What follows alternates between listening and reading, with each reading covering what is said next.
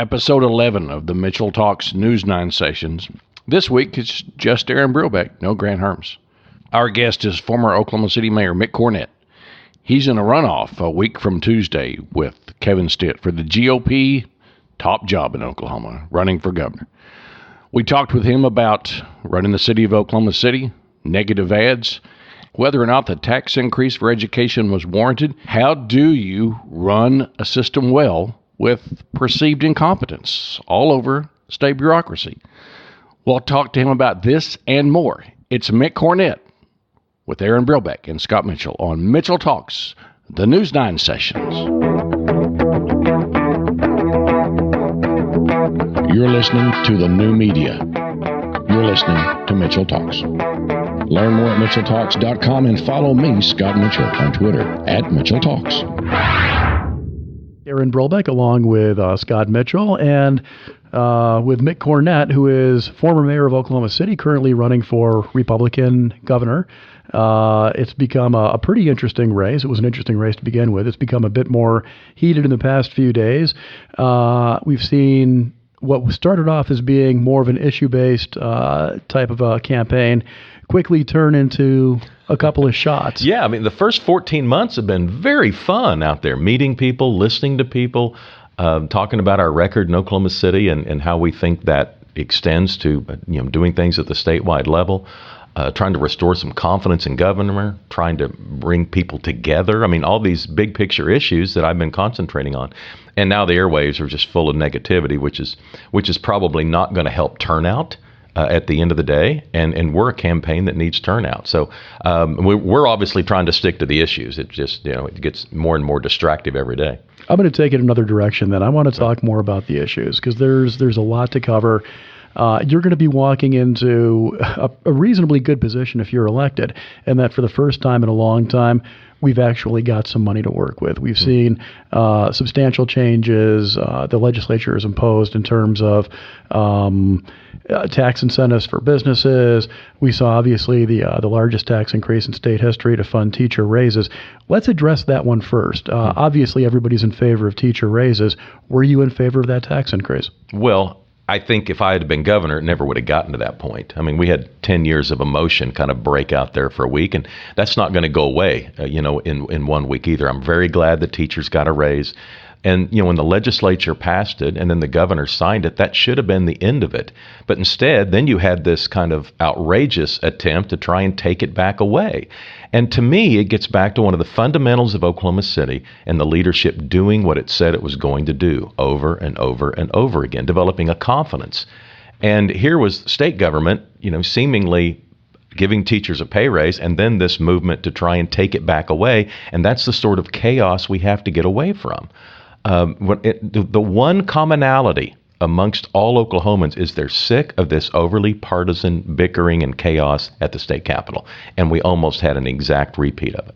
But now we're seeing we've got $1.1 billion more in revenue than we had before. And that's minus that massive tax increase. Should we have had the tax increase? Well, the important thing is that we get our fiscal house in order. We got downgraded a year ago. And the rating agencies warned us if we don't get our act together, they're going to downgrade us again.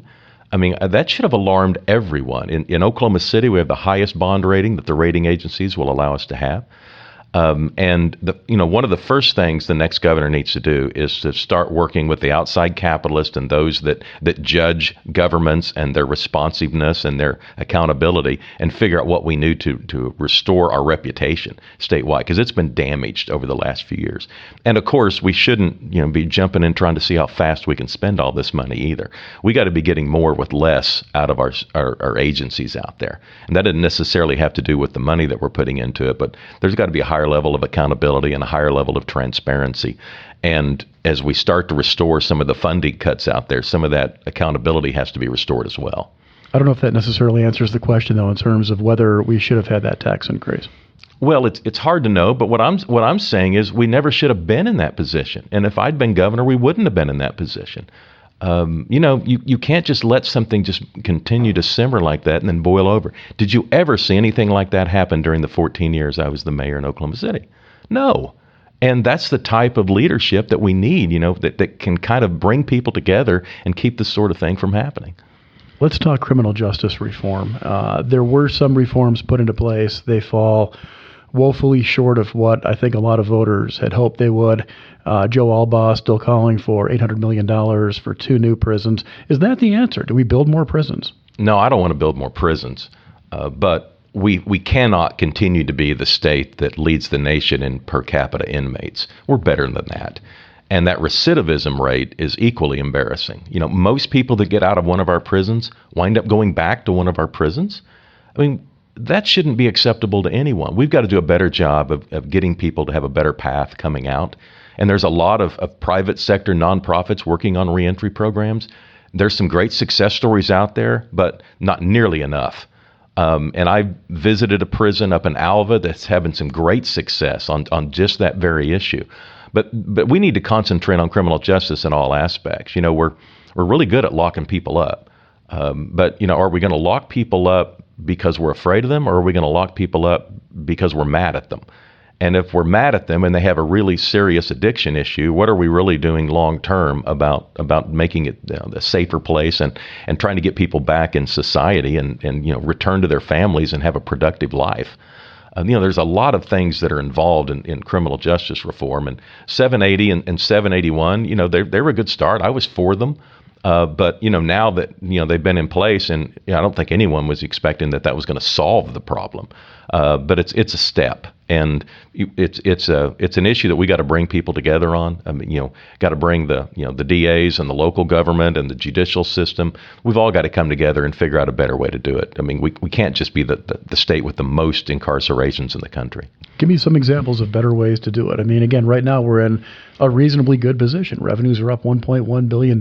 This would be a great opportunity to use some of that money for reform as opposed to building prisons. I don't think the type of reform that we need in the criminal justice system necessarily requires more money. Now, I understand people in corrections want more updated facilities. Okay, I can't tell you that I know enough about the condition of the facilities to tell you one way or the other.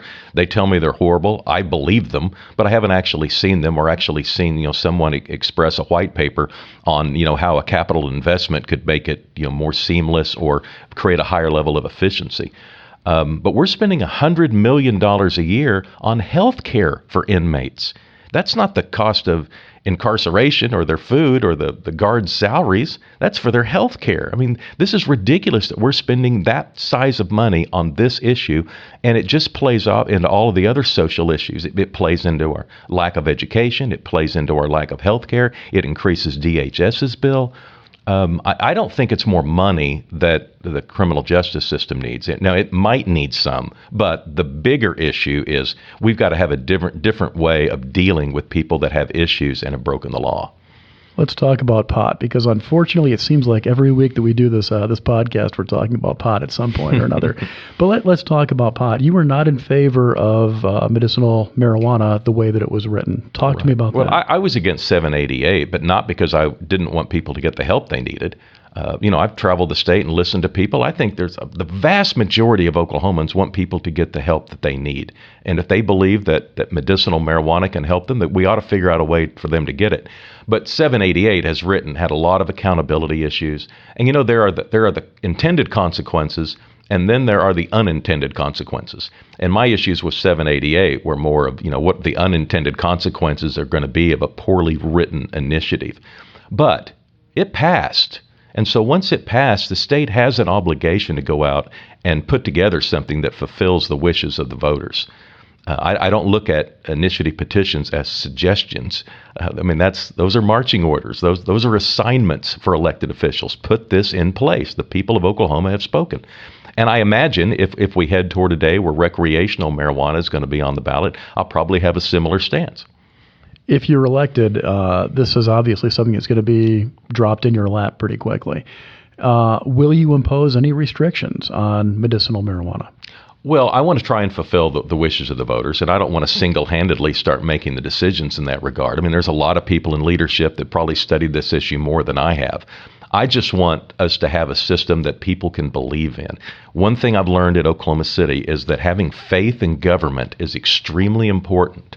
And the moment that the health department kind of under-delivered on 788, What did you see?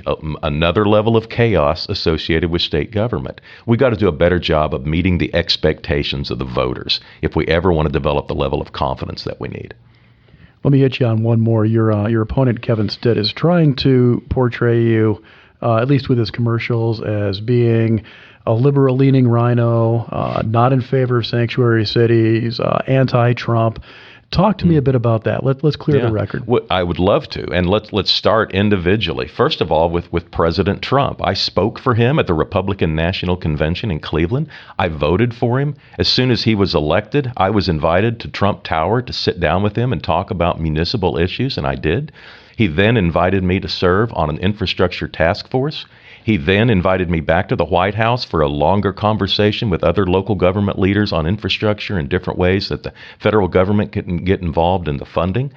I then returned to the White House to talk to General Kelly, who was then the Director of Homeland Security. And I wanted to make sure that Oklahoma City met the expectations of the Trump administration on immigration. No one has ever suggested that Oklahoma City was a sanctuary city. Never have I brought that up. I've always been critical of sanctuary cities. And for him to spend all of that money to try and try and get voters to think differently is outrageous. We deserve better than this. I've been the mayor for 14 years, and the only things he can come up to criticize me on are things that aren't true. That should say a lot. As mayor, you weren't making a whole lot of money, $24,000 per year. Obviously, you're supplementing your income elsewhere. Talk to us a bit about where else you're getting your income from. Are you beholden to somebody? Well, I do a lot of public speaking all over the world.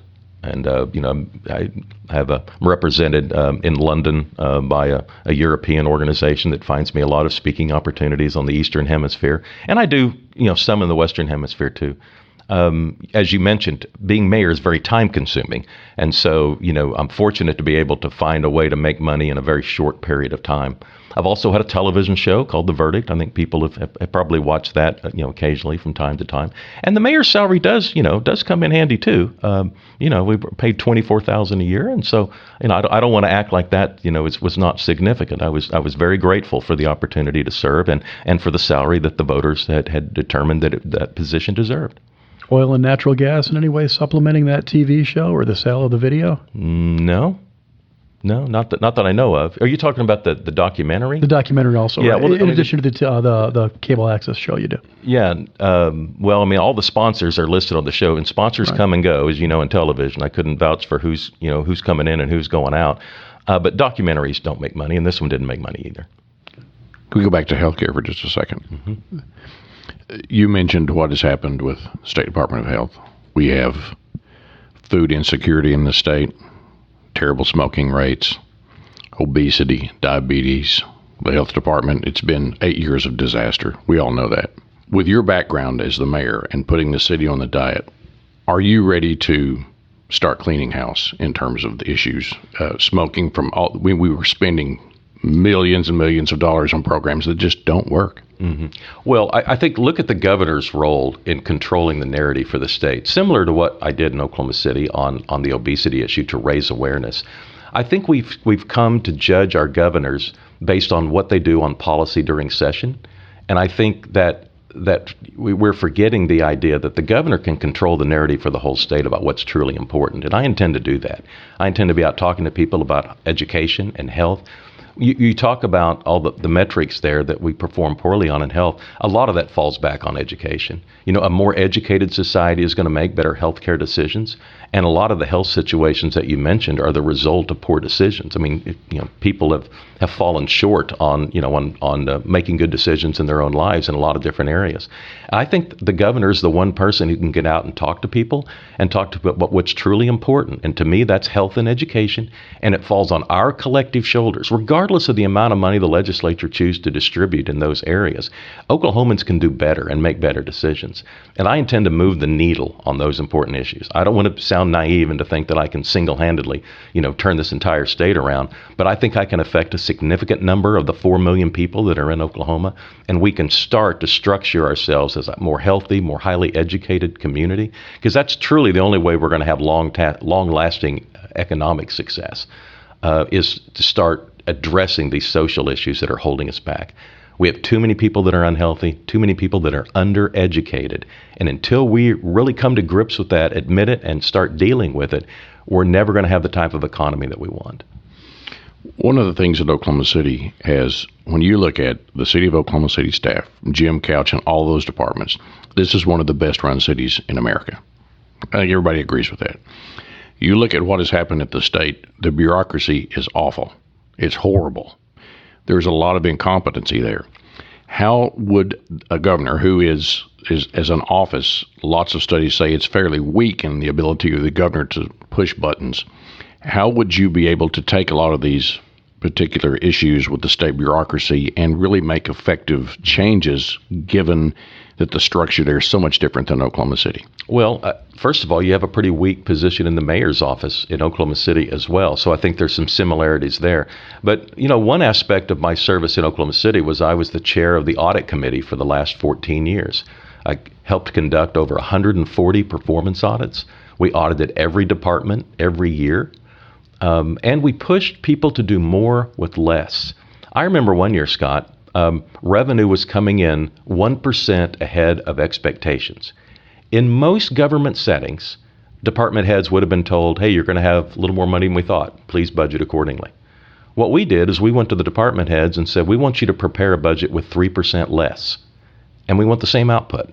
We want to put them through a budgetary exercise to show us how they can better function in their department, what type of environment or maybe capital investments they need to run a more efficient government. I've been pushing for efficiencies ever since I've been at City Hall. Well, government's not good at doing more with less.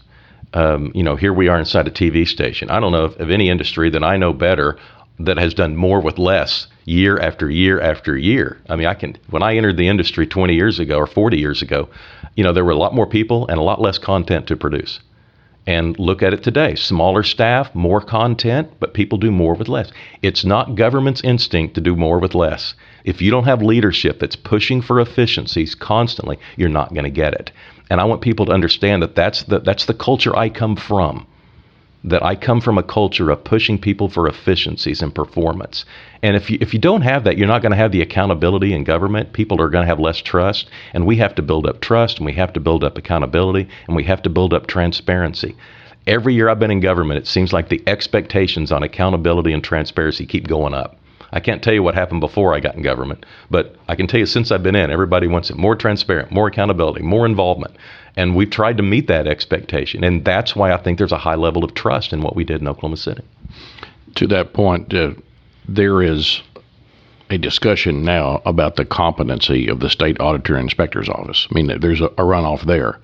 The legislature's trying to go around that office with this new commission that they put together. So once again, this is a statewide down ballot office that you don't control as governor, rather.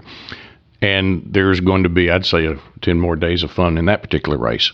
But regardless, everybody's talking audit, and the governor doesn't have a real good mechanism for making sure they're done well. How do you address that? Well, yeah, first of all, I don't want to prejudge it. I'm not as close to the situation to tell you what I do now as I would be if elected and 6 months from now or 8 months from now when in office. But there are ways to push people to do things that they know they should do anyway. That's just part of leadership. Leadership isn't all about a flow chart. Leadership is about explaining this is the expectation. You need to meet the expectation, regardless of the flow chart. I just think that the governor's role has a lot of opportunities to exert leadership beyond the limitations of the Constitution. Mayor, good luck a week from Tuesday. You bet. Thanks. You're listening to the new media, the Mitchell Talks Network. Learn more at MitchellTalks.com and follow me, Scott Mitchell, on Twitter @MitchellTalks.